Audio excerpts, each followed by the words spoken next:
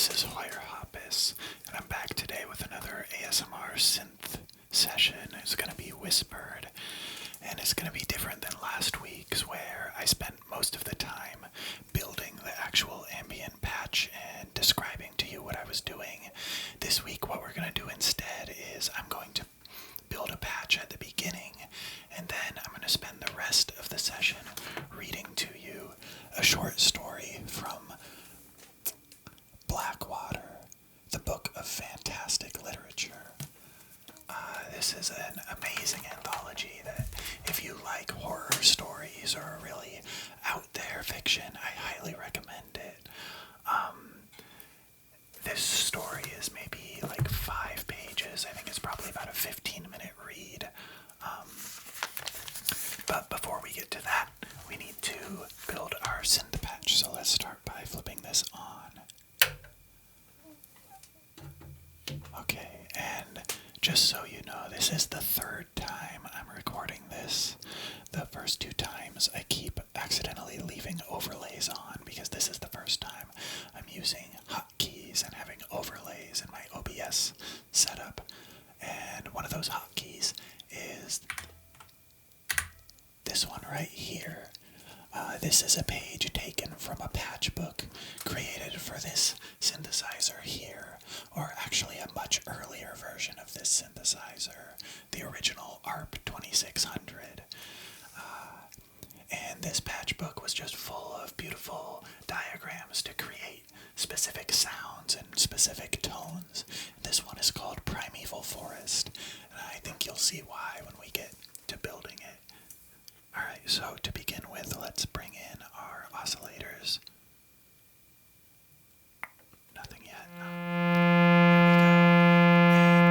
Cool that off a little bit. Alright, and bring in the next oscillator. And the third.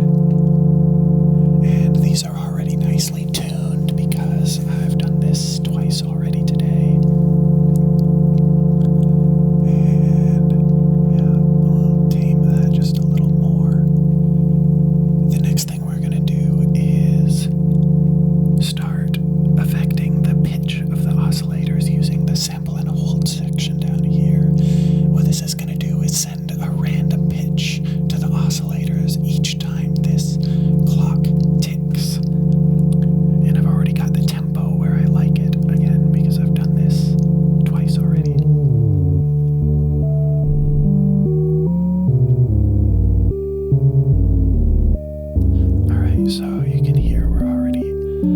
Starting to get somewhere here. And that lower pitched oscillator we're just going to leave alone and maybe give a touch of FM. Alright. The next thing we're going to do is affect the filter frequency a little with the second oscillator. Ooh, just a touch of that. It doesn't take much. Add in a little bit of resonance. Alright, and this is where the magic happens. I'm going to take this jack here. I'm going to take the synthesizer all the way out of the amplifier and instead send the output of the filter directly into the reverb. And this just has a magical effect here. Listen.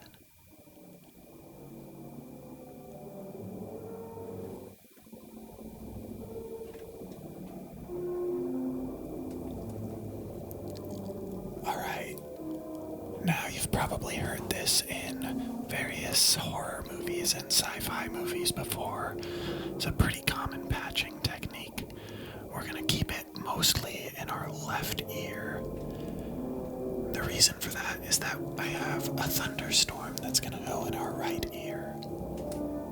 Alright, this patch is now built, so I'm going to remove this, and God willing, I will remember this time to remove this picture. This picture is of my field recording setup that I had in Iowa City back in maybe like 2016, and this is the technique I used to record the thunderstorm that is on this track.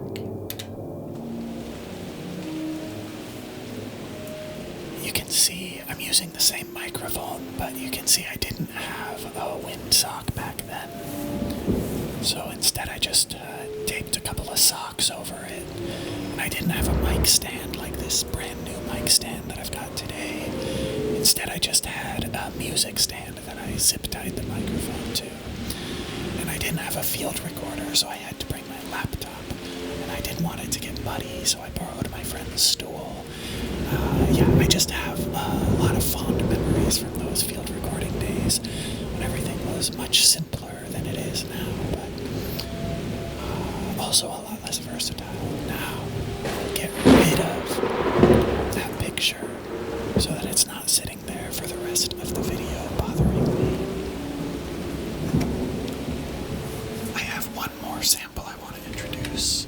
This is just some rain that's a little bit closer to you, maybe falling from the roof next to you while you listen to the story.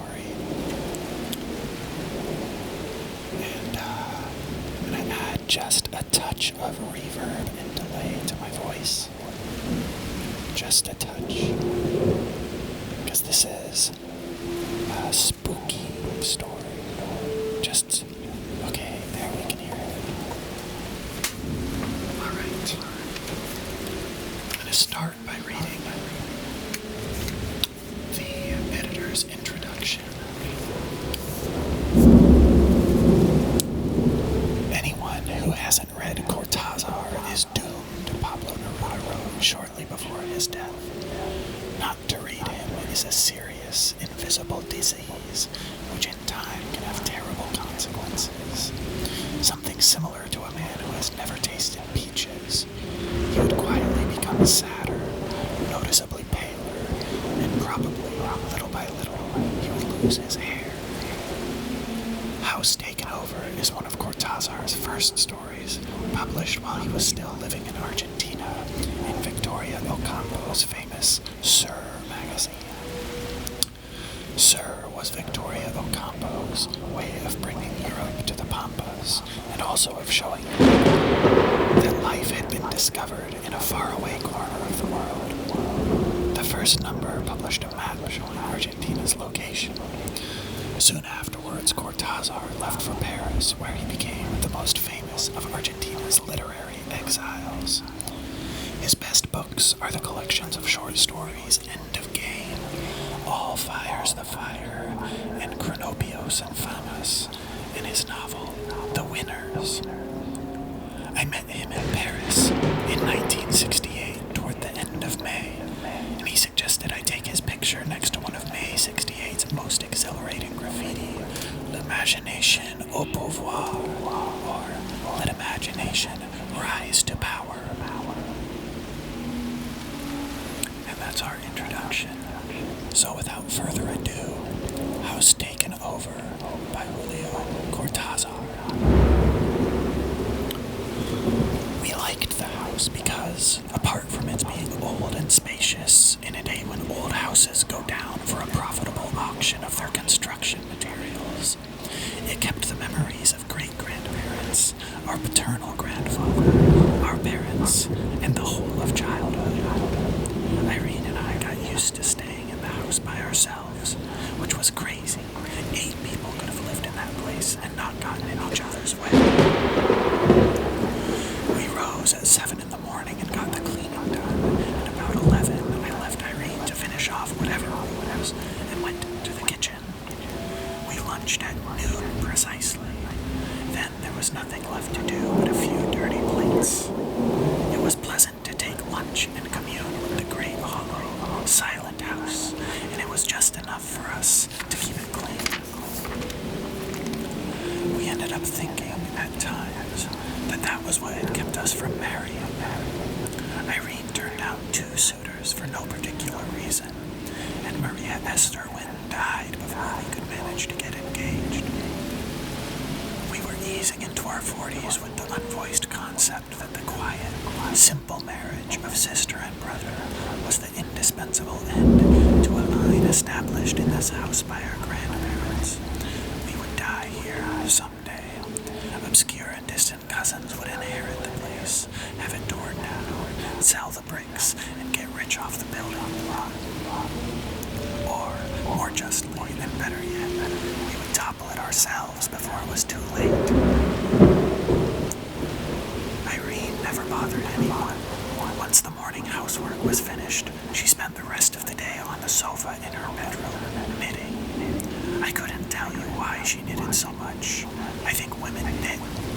discover that it's a fat excuse to do nothing at all.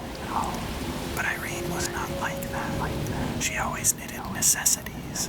Sweaters for winter, socks for me, handy morning robes, and bed jackets for herself. Sometimes she would do a jacket, then unravel at the next moment because there was something that didn't please her. It was pleasant to see a pile of tangled wool in her knitting basket, fighting a losing battle for a few hours to retain its shape. Saturdays I went downtown to buy wool. Irene had faith in my good taste, was pleased with the colors, and never a skein had to be returned. I took advantage of these trips to make the rounds of the bookstores, uselessly asking if they had anything new in French literature. Nothing worthwhile had arrived in Argentina since 1939. But it's the house I want to talk about, the house in Irene. I'm not very important. I wonder what Irene would have done without her knitting. One can reread a book, but once a pullover is finished, you can't do it over again. It's some kind of disgrace. One day I found that the drawer at the bottom of the chiffonier, replete with mothballs, was filled with shawls, white, green, lilac, stacked amid a great smell of camphor. It was like a shop. I didn't have the nerve to ask her what she planned to do with them. We didn't have to earn our living. There was plenty coming in from the farms each month, even piling up. But Irene was only interested in the knitting and showed a wonderful dexterity, and for me the hours slipped away watching her hands like silver sea urchins, needles flashing, and one or two knitting baskets on the floor, the balls of yarn jumping about. It was lovely. How not to remember the layout of that house? The dining room, a living room with tapestries, the library, and 3 large bedrooms in the section most recessed, the one that faced toward Rodriguez Peña. Only a corridor with its massive oak door separated that part of the room from the front wing, where there was a bath, the kitchen, our bedrooms, and the hall. One entered the house through a vestibule with enameled tiles and a wrought iron grated door opened on the living room. You had to come in through the vestibule and open the gate to go into the living room. The doors to our bedrooms were on either side of this, and opposite it was the corridor leading to the back section. Going down the passage, one swung the oak door beyond which was the other part of the house, or just before the door, one could turn to the left and go down a narrower passageway which led to the kitchen and the bath. When the door was open, you became aware of the size of the house. When it was closed, you had the impression of an apartment, like the ones they build today, with barely enough room to move around. Irene and I always lived in this part of the house, and hardly ever went beyond the oak door, except to do the cleaning. Incredible how much dust collected on the furniture. It may be Buenos Aires is a clean city, but she owes it to her population and nothing else. There's too much dust in the air. The slightest breeze and it's back on the marble console tops and in the diamond patterns of the dual leather desk set.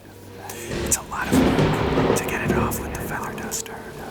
The motes rise and hang in the air and settle again a minute later on the pianos and the furniture.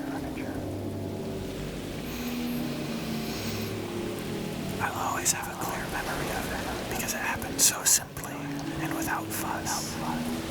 Irene was knitting in her bedroom.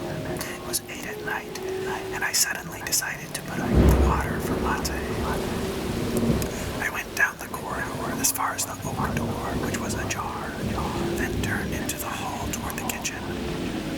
When I heard something in the library or the dining room, the sound came through, muted and indistinct, a chair being knocked over on the carpet, or the muffled buzzing of a conversation. At the same time, or a second later, I heard it at the end of the passage, which led from those 2 rooms toward the door. I hurled myself against the door before it was too late and shut it, leaned on it with the weight of my body. Luckily, the key was on our side. More place, just to be safe.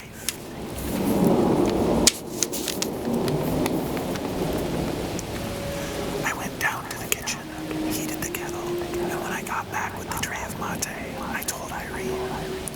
I had to shut the door to the passage. They've taken over the back. She let her knitting fall and looked at me with her tired, serious eyes. You're sure? I nodded. In that case, she said, picking up her needles again, we'll have to live on this side. I sipped at the mate very carefully, but she took her time starting her work. I remember it was a gray vest she was knitting. I liked that vest. The first few days were painful, since we'd both left so many things in the part of the house that had been taken over. My collection of French literature, for example, was still in the library. Irene had left several folios of stationery and a pair of slippers that she used a lot in the winter. I missed my briar pipe, and Irene, I think, regretted the loss of an ancient bottle of asparagus. It happened repeatedly, but only in the first few days, that we would close some drawer or cabinet and look at one another sadly. It's not here. One more thing among the many lost on the other side of the house. But there were advantages too.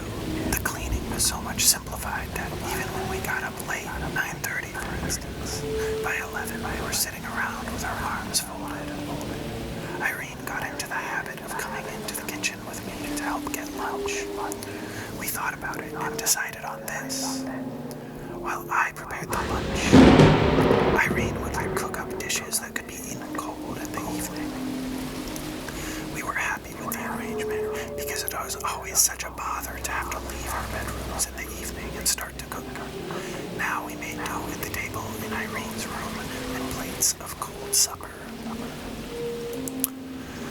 Since it left her more time for knitting, Irene was content. I was a little lost without my books, but so as not to inflict myself on my sister, I set about reordering Papa's stamp collection. That killed some time.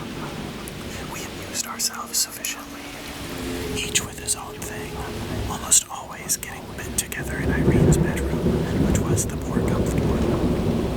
Every once in a while, Irene might say, "Look at this pattern, I just figured it out. Doesn't it look like a clover?"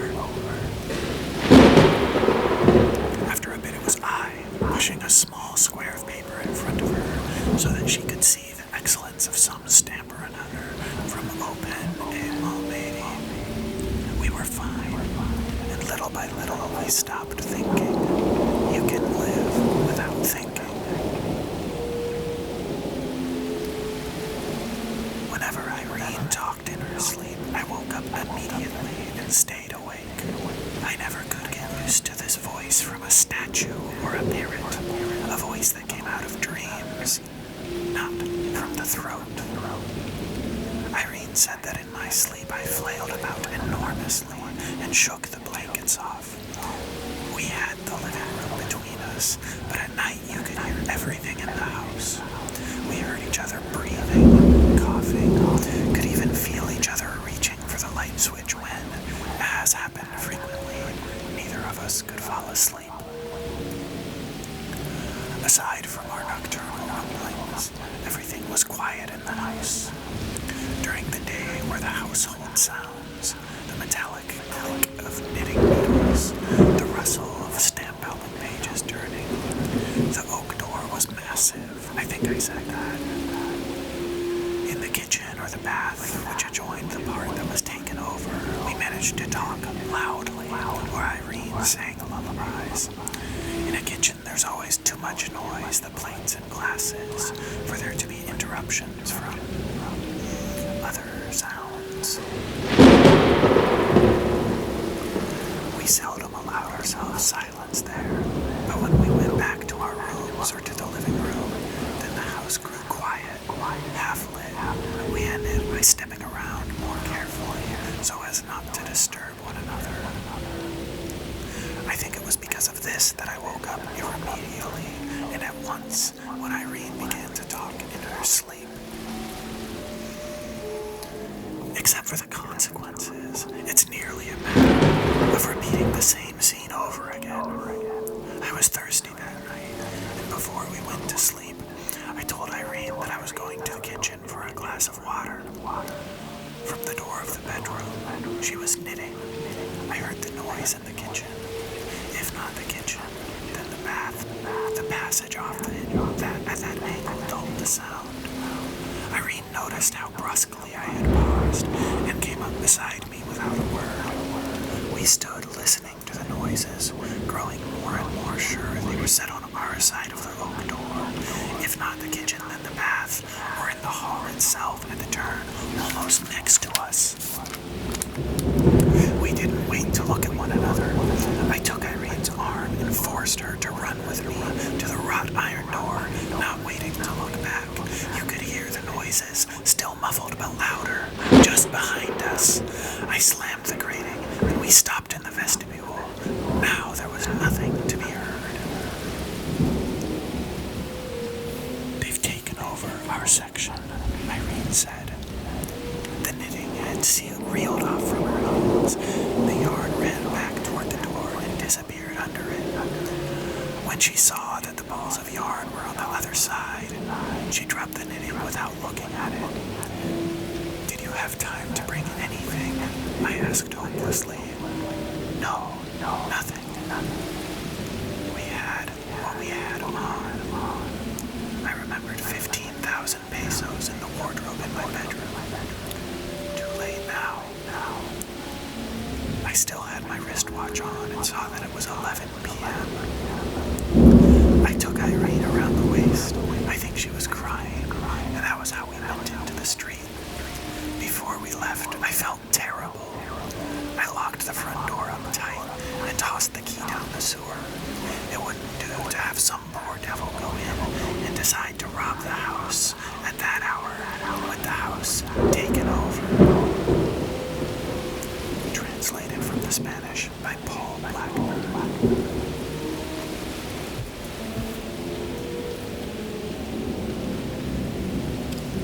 Alright guys, I hope you enjoyed that. Let me know what you think. If you enjoyed the rain sounds or the ambient synth sounds. Let me know if my microphone sounded alright or if it was too sharp. And if the delay was distracting. I'm eager to hear your thoughts and feedback. In fact, the idea for this story came from a comment I received on Reddit. So yeah, I will be reading your comments and integrating people's ideas into my videos. Yeah, thank you so much for watching.